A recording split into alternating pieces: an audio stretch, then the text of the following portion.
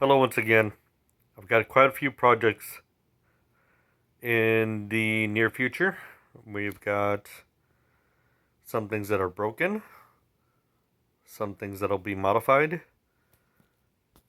some things that are a exercise in futility and how to items here. All in all, I've got quite a busy day ahead of me.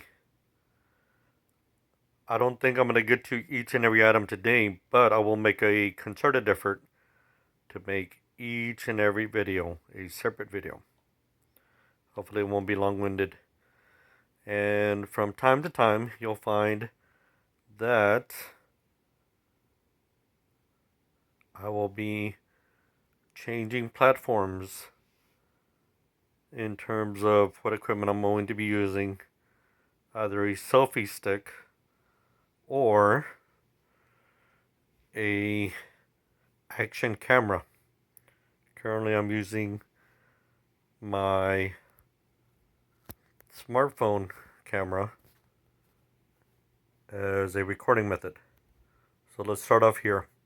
In this first item, this is not a technical item. This right here is not what you would consider to be anything technical. This is a boating item. I ran across it at a garage sale, and in doing so, I decided that this given item has a lot of possibilities. I've tried it as a makeshift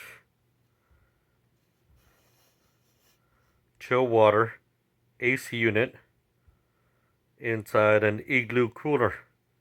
You know, the red and white one with the handle. Worked really well. Drop ice into the cooler. Use this to blow air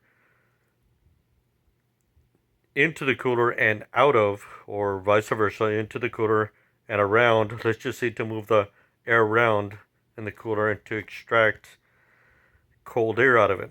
It worked really well, but it's extremely noisy. I don't think I'd ever turn it on and record a video and try to speak at the same time. Right now it has an automotive connector, cigarette lighter connector. It tends to heat up, so I'm going to find a different methodology of powering the item. It's got temporary connectors right now, bullet type temporary connectors on it right now, giving me the opportunity to connect it in many different ways so long as it's DC powered. I believe it'll go anywhere from 12 volts and lower. You don't want to go above 12 volts because you don't want to shred the fan blades. I think the lowest I've ever had it is at maybe 5 volts, and it still moves considerable amount of air. This is my attempt to set up a stand for a camera. Right now it has quite a few missing items, but it's still a very useful item that once again found at a garage sale. Same thing with this item. Has a broken piece that I'd have to cut off with some plumbing tools, because it had a connector, an area to connect the camera base to it. Use it on a tripod, use it in very different scenarios. These two items I'm either going to modify by using PVC. PVC is a plumbing item once again, but it has multiple uses. It can even be used to create anything from, water fittings to camera stands, to, let's just say, from A to Z. You'll find videos on the internet giving you the multiple uses of PVC other than for plumbing. This is my exercise in futility. It was just a little project that I decided to put together. It's a continuity tester because of The LED bulb, it is a 5-volt continuity tester. Put your batteries in here, connect the leads, and essentially what you'll find is if you put it on side A of a wire, inside B of a wire, and if there's a soldering connection in the middle, it will light up and tell you that it's a continuous connection. Continuity tester. Next is a hot glue gun.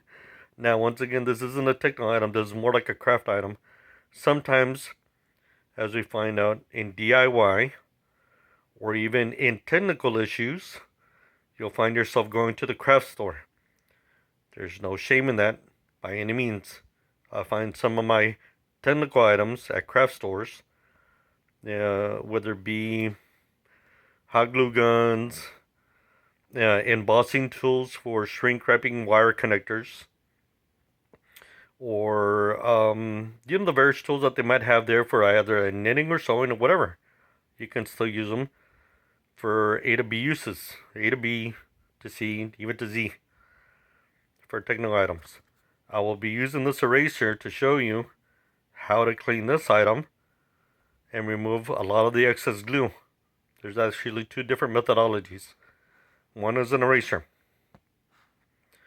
You rub the eraser on your hot glue gun and it removes a lot of the overdue residue when cold, not hot. This pencil is a very useful item in itself. An item that can be used to take knots apart. And I'll be showing you how to do that with the graphite side, the writing side. Over here, we have a survival item. You'll find that these little fire starters are very helpful. Very safe, very stable. This is, I believe, a 5-minute burning runtime item. Right now it's dry or recently casted or made. It'll still fire up. I have found quite a few videos on the internet, and there's no right or wrong that I'm saying. There's not going to be a right or wrong way to do this, but I find that the most easiest way to do it for me is to use a wax melter. This is for manicuring purposes. And no, I'm not a manicurist, but I find quite a few items can be used in multiple ways. You'll have to modify this item to get it to boil wax. I do not want to show you how to do that quite yet, because I'll have to give you quite a few disclaimers as to what could possibly happen when you modify some given items. You won't cause a fire, but there's a safety tab in here, and in doing so, it allows you to go beyond limit in how hot this item will get. Once again, I'm not telling you how to do it. I'm just saying you can use this item to do that given thing, to have wax boil in here, and then you'll find that it stresses out quite a few of the components in here.